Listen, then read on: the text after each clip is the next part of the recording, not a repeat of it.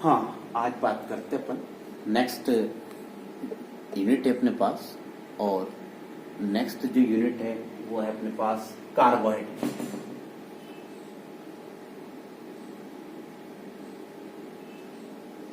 Carbohydrate किसे कहा गया है, तो बात करें इसको अपन, तो कहा जाता है कि कार्बन के जो जलयुक्त यौगिक होते हैं उनको कार्बोहाइड्रेट कहते हैं।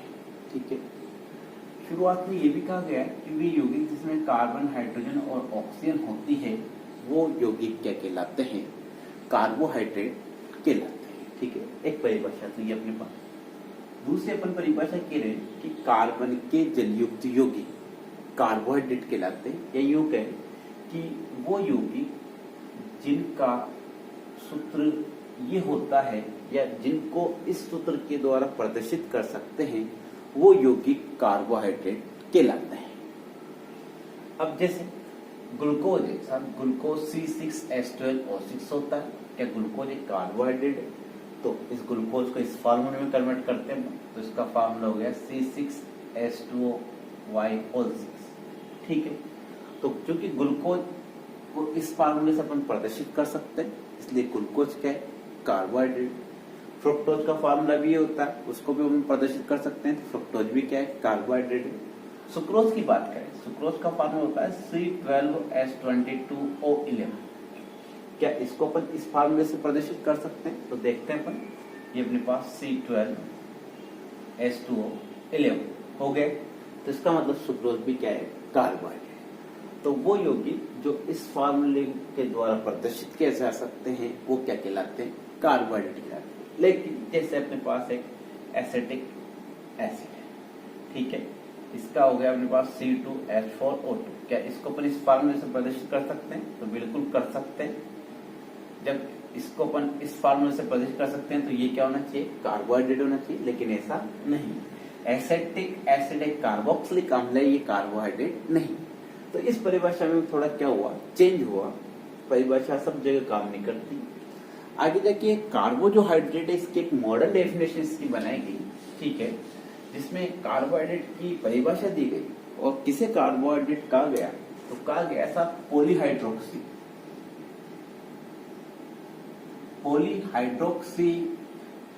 एल्डिहाइड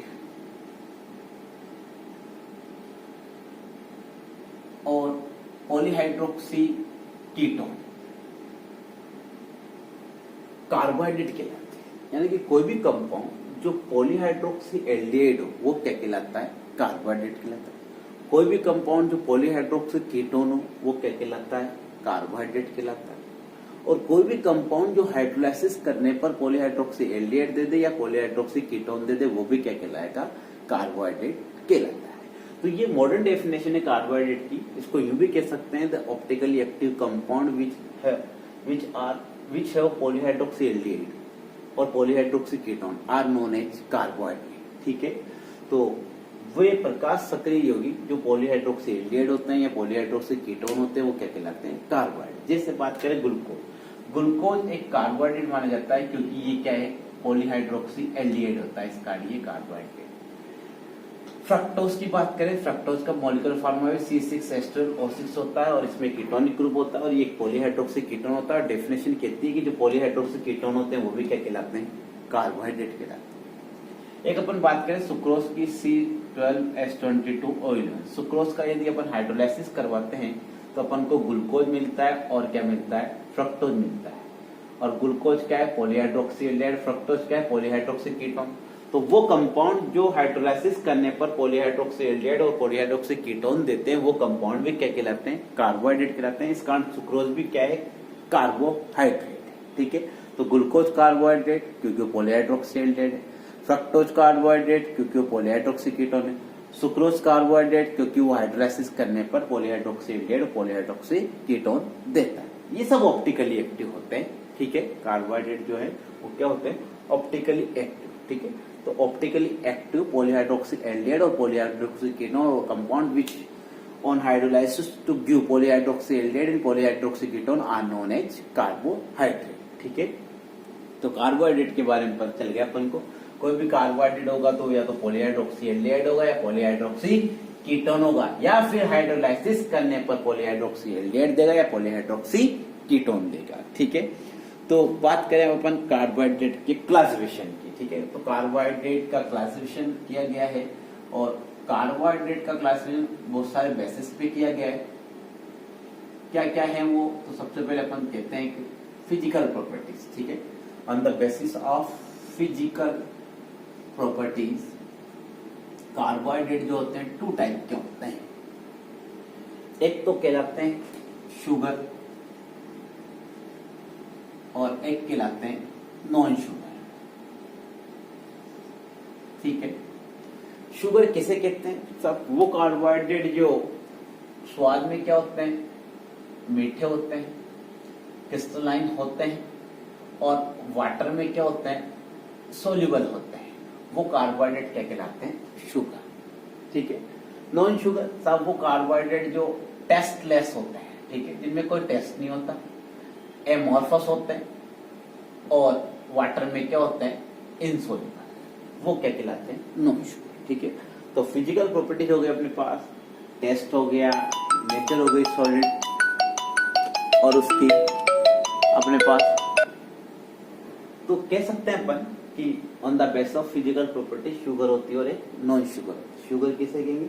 जो स्वाद में मीठे होते हैं, क्रिस्टलीय होते हैं, जल में मिले होते हैं, शुगर कहलाते हैं। और वे कार्बोहाइड्रेट जो स्वादहीन होते हैं, जल में अविले होते हैं और एमॉर्फ क्रिस्टलीय होते हैं, वो क्या कहलाते हैं? नॉन शुगर कहलाते हैं। ठीक है, तो ये था अपना on the basis of physical properties. Next अपन बात करते हैं, तो नेक्स्ट है अपने पास एक और क्लासिफिकेशन है on the basis of chemical properties. ठीक है, केमिकल प्रॉपर्टी जो है उसके आधार पर भी कार्बोहाइड्रेट को क्लासिफाई किया गया है।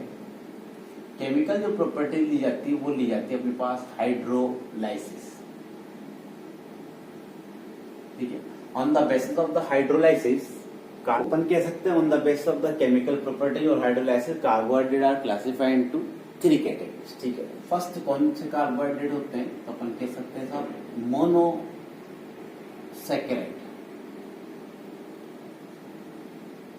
सेकंड जो क्लास है कार्बोहाइड्रेट की वो होती है ओलिगोसैकेराइड, और थर्ड जो क्लास है वो है अपने पास पॉलीसैकेराइड।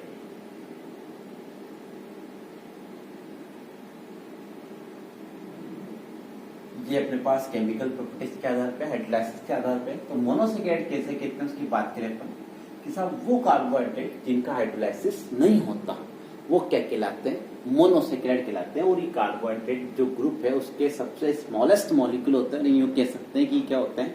मोनोमर होते हैं कार्बोहाइड्रेट के। ठीक है, तो वे कार्बोहाइड्रेट जिनका जलावकटन नहीं होता वो क्या कहलाते हैं? मोनोसैकेराइड। उदाहरण की बात करें तो उदाहरण अपन कह सकते हैं ग्लूकोज, फ्रक्टोज आदि। राइबोस का भी नाम सुना है, राइबोस भी इसमें आता है।